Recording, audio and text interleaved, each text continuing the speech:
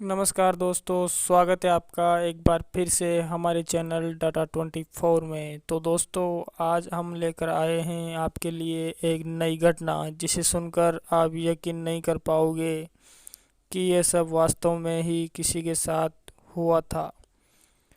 दोस्तों, आज की कहानी हमारी वास्तव में ही दिल दहला देने वाली घटना है जिसे सुनकर आपके रोंगटे खड़े हो जाएंगे।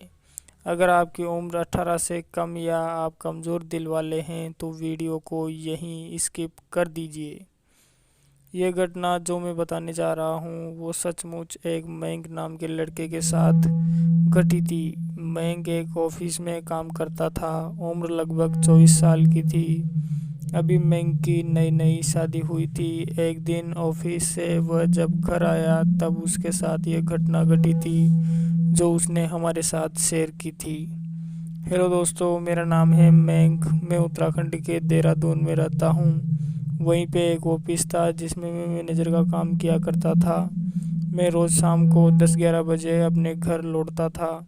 वह सुबह 9 बजे घर से निकल जाता था। एक दिन मैं ऐसे ही ऑफिस से अपने घर जा रहा था।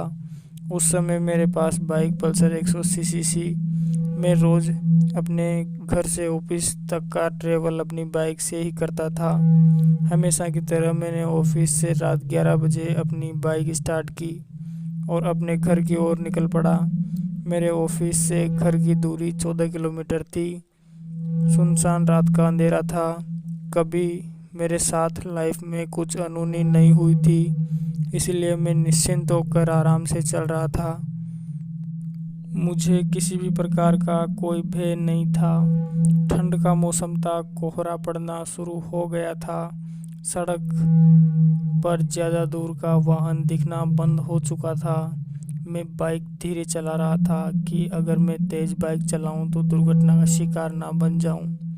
मुझे इस बात का डर था। अब मैं घर पहुंचने ही वाला था।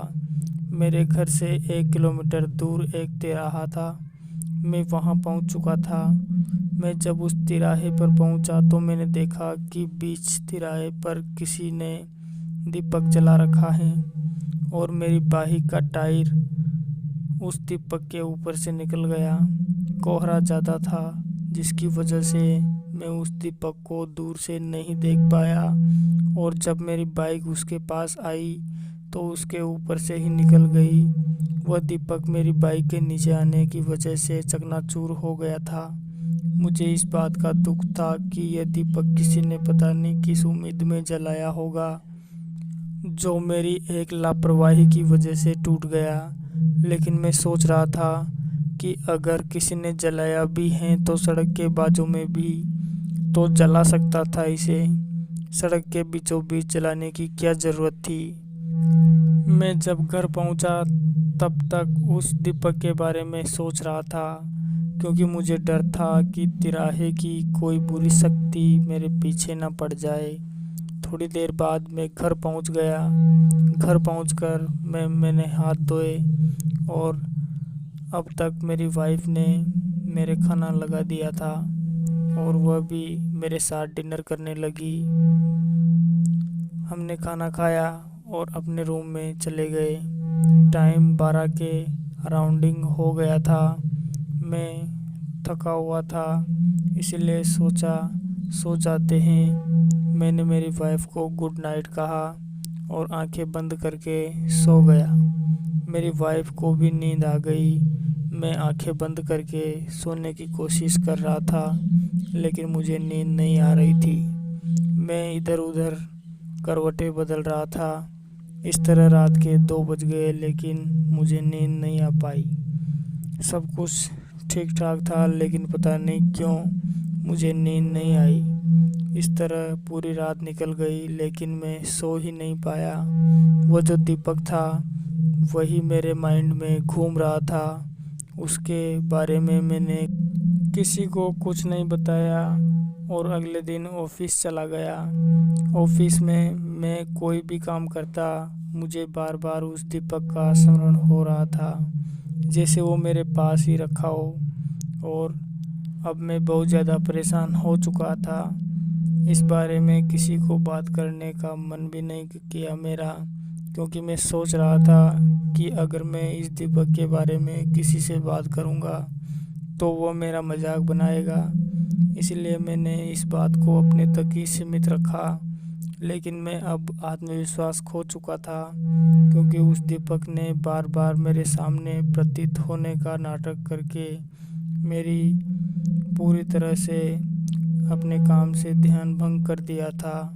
लगातार 9 दिन तक ऐसा चलता रहा और अब डर के कारण मैं ऑफिस भी जल्दी घर आने लगा था और 9 दिन तक मुझे बिल्कुल भी नींद नहीं आई।